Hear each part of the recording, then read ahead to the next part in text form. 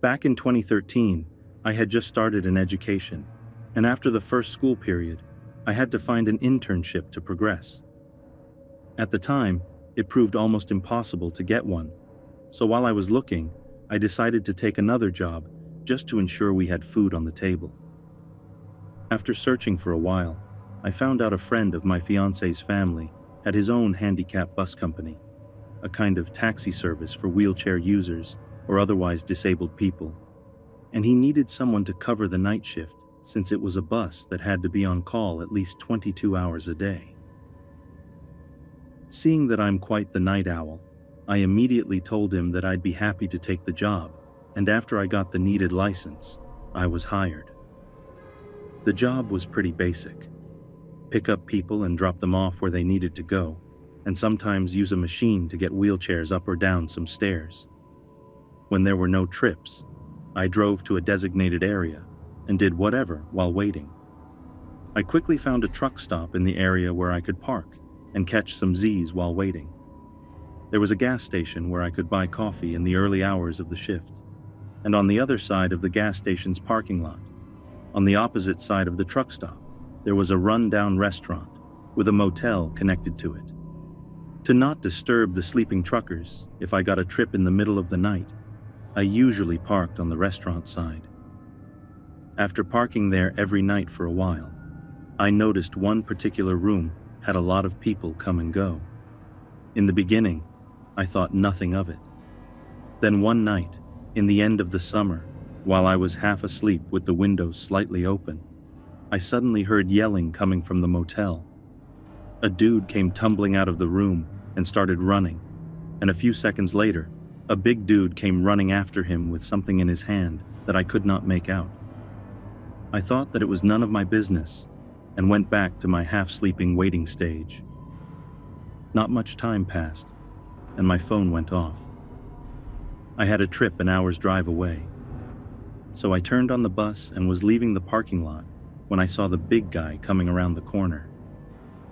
The rest of the night, I had back-to-back trips, so I didn't park until I got home. The day after, I didn't get a return to home zone until 2 or 3 a.m. When I arrived at the parking lot, the area where I used to park had fist-sized rocks strewn all over the place. Not connecting the dots at the time, I just parked a few spots over and started waiting. I fell asleep pretty fast, but was jerked back into reality when a car right in front of my bus honked its horn, flashed the high beams, and revved its engine. I thought it was just some idiot who noticed me sleeping and found it funny to try to scare me, so I jumped out of the bus about to tell him to screw off. But instead of driving off or stopping, the driver made the start brake thing with the car, indicating that I was the one who should screw off. And then I connected the dots. Not wanting to seem like a pushover, I stood still and stared at the car. Not that I could actually see anything with the high beams almost blinding me. After what seemed like a really long time but must not have been more than 30 seconds, the car drove off. After that, I decided to park near the trucks from then on. A month or so passed, and nothing had happened since the car episode. I figured that nothing more would if I just kept parking by the trucks. Then one night, I had a long 12-hour shift on a Sunday, and I didn't have time to eat dinner before work that day. During the first half of my shift, I had back-to-back trips with no time to eat, so when I got a return to home zone, I quickly parked in the far end of the almost empty truck stop and got ready to eat my now very late dinner that my fiancée packed for me. I wanted to watch some TV on my phone while eating, so I sat with my back against the driver's side door and got comfy. While turning my back to the door, I accidentally hit the door lock with my elbow, but that was my luck. As I was sitting there scrolling Netflix on my phone, I suddenly felt the bus rock and heard the clack of the door handle behind me smack back in position. I quickly turned and saw a dude with a hood over his head, quickly crouching and proceeding to lay down on the ground and crawling under the bus, with a big-ass kitchen knife in his right hand. I quickly got up and made sure the other 2 doors were locked, and then I looked in all directions to see if I could spot him. He was still under the bus, and I was sure as hell not jumping out this time, since the knife made his intentions pretty clear. I turned on the engine, turned on the spots on the back of the bus, and looked around to see if it had scared him off, and lucky for me, it did. I saw him run off and into a bushy, woody area at the end of the truck stop. I never parked at that truck stop again after that night, and I made sure all doors were locked every time I was parked.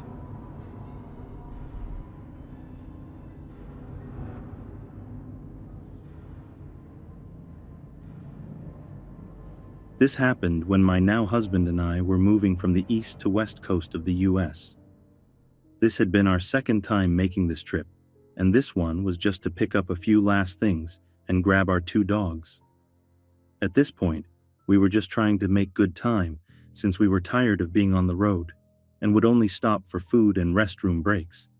So we weren't strangers to rest stops at odd hours of the day. I can't remember what state this happened in because we do a lot of traveling, and rest stops have all blurred together over the years. Anyways, my husband had been driving for a while, and it was time to switch off, walk the dogs, and stretch our legs. So we pull into a rest stop around 3 or 4 a.m. There was only one other vehicle in the lot, most likely with someone sleeping inside of it, and not that many truckers in the truck area. So the rest area was fairly empty. I jump out of the car and let my husband know I'm going to run into the restroom before I let the dogs out. While I run in, he is going to hang out by the car to have a smoke and keep an eye on our dogs. However, we parked our car by the dog area, and to get to the restrooms, you had to walk over this hill, and you couldn't see the restrooms from our car. Being late at night, my husband decided to walk most of the way with me to make sure I got there okay. I wasn't worried, but didn't mind the extra comfort of having him there. I finished up in the restroom and came out to walk the dogs and let my husband take his restroom break. Even though it's late and I feel a bit cut off from the lighted area of the rest stop, I wasn't worried. I'm small and don't weigh much, but my dogs are German Shepherd mixes and very protective of me. Plus, I was taught self-defense at a young age and feel capable of defending myself if the time came. So I'm walking my dogs and let them do their business. I noticed that one of the semi-trucks that had been sitting on the far side of the stop starts up and starts slowly driving in my direction. Now this doesn't seem worrisome to me because they are on the trucker's side, and I assume heading to the exit to get back onto the highway. So I grab 2 doggy bags, clean up after my dogs, and start heading to the trash can. As I'm walking, I'm suddenly blinded by bright headlights. I look in the direction of the lights and see that the semi that I thought was leaving pulled up as close to the truck lot and car lot divide as possible, and now has their brights aimed directly at me. Pissed off that someone is blinding me with their brights, I quickly toss the poop bags away and start walking back to my car. As I'm walking away, the dude starts flashing me his lights over and over again. I'm almost to my car, and I'm just wondering if I'm missing something and becoming more and more irritated. He starts creeping his truck in my direction again while flashing his lights. My dogs sensed my irritation, and they immediately go on alert and stare in the trucker's direction. I finally made my way by my car, and the guy is still flashing his lights while stopping his truck in my direction again. I don't scare easily, so I decide to stand there and glare in his direction. Then he finally stops flashing his lights. Good. I assume he's done and start getting my keys out to unlock the car. Suddenly, my dogs stiffen beside me, their hackles raise, and they begin to growl. I hear the sound of a door opening and turn back in the trucker's direction. I see his door is now opened, and I see a foot starting to exit the truck. I'm sitting there thinking this guy is a complete idiot, when at this point my husband shows up and wraps his arm around me while flipping the trucker off. The trucker's foot disappears back into his truck. He shut his door and leaves the rest stop pretty fast. I told my husband about him flashing his lights, and he explains to me that truckers use this method to flag women down at rest stops for sex. I was grossed out. I'm guessing he thought I was alone because of how the rest stop was set up. However, I was in no way dressed like someone interested in random sex at a rest stop. I was wearing layers because it was cold and driving a newer car. Plus, what idiot thinks it's a good idea to try to approach someone with two huge dogs? Although I was never scared during the whole thing, I do think the whole situation was creepy because the guy was obviously not quite there and was acting pretty abrasive.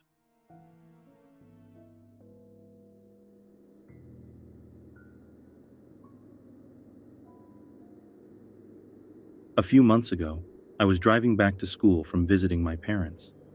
It's about a 2-hour drive, so I usually keep myself entertained with music. I'm a 5'3", 21-year-old female driving my dad's little old pickup truck alone in the leftmost lane of a 3-lane highway, dorking around to the music on the radio.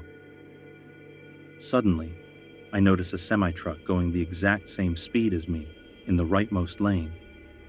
Embarrassed for getting caught in dork mode, I stopped singing and tried to speed up so he couldn't see me anymore. He matched my speed, which ticked me off a little bit, so I looked at the driver, expecting to see some angry asshole. To my surprise, he was smiling and waving. Thrown off, I kind of chuckled and waved back. Big mistake. He moves over to the middle lane to be closer to me, and now he won't stop smiling and waving. At first, I played nice, waving back a little because a semi-truck beats a tiny pickup truck any day. But I was mostly focusing on getting out of this guy's field of vision safely. I tried speeding up as fast as my truck would allow, and slowing down as suddenly as I could without endangering anyone behind me. But he would just match my speed no matter what. If there was someone coming up in his lane, he'd move to the right at the last possible second and pass them before I could slow down and get behind them. He has a lot more practice with reckless maneuvering than I do, so he has me trapped and he's using other cars to help him. The whole time, he's smiling, waving, holding up the number 1 sign for some reason I still don't know, and rapidly losing any charm he once had. As this continues for about 5 miles, I got worried and called 911. I gave them a description of the truck, white cargo truck, black cab with some Pennsylvania company logo on it, and driver, balding middle-aged tan guy with a dirty blue t-shirt on. They advised me to pull off to the emergency shoulder on the left, but I've never done that, and it looked too narrow, so I didn't feel comfortable doing that. At this point, he was passing someone else in the middle lane, and I finally had a chance to slow down and merge 2 lanes over to the rightmost lane.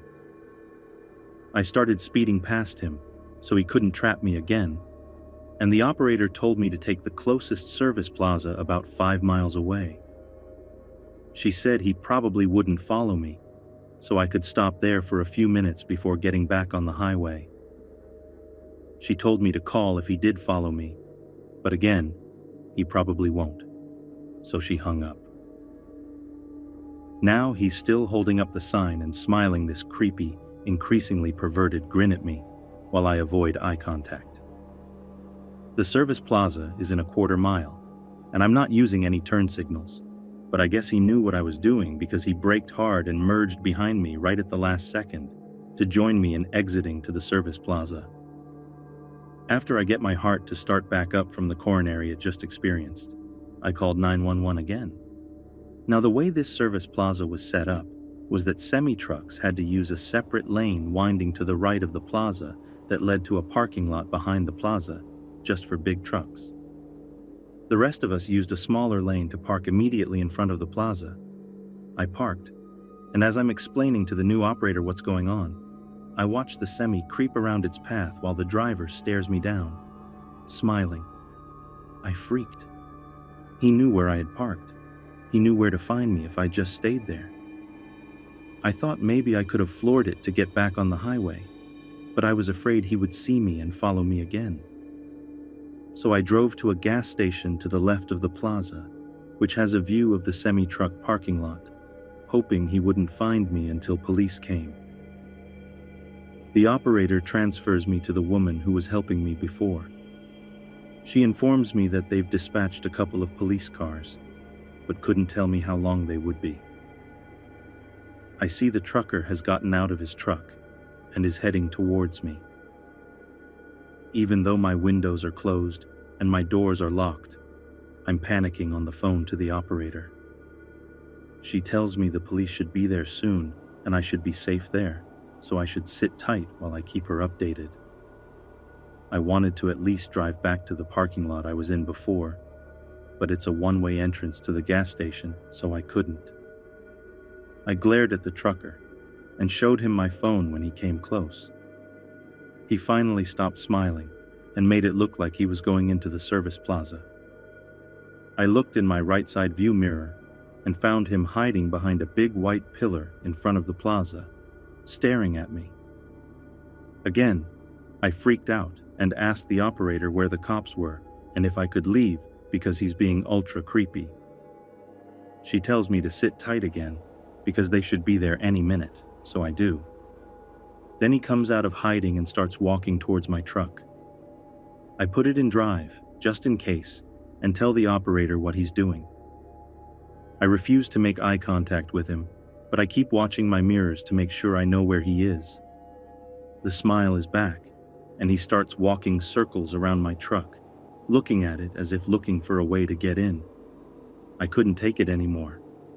I waited until he circled back behind me, floored it, and told the operator I'm not waiting one more second for the police. She apologized and told me the police would look for the man and talk to him if they found him, and that I should focus on getting home safely while keeping an eye out for him. I don't know if they did that or not, but I know none of that would have happened if I had my boyfriend with me. So not only can't I walk alone, but I also can't drive alone as a female. Nice to know.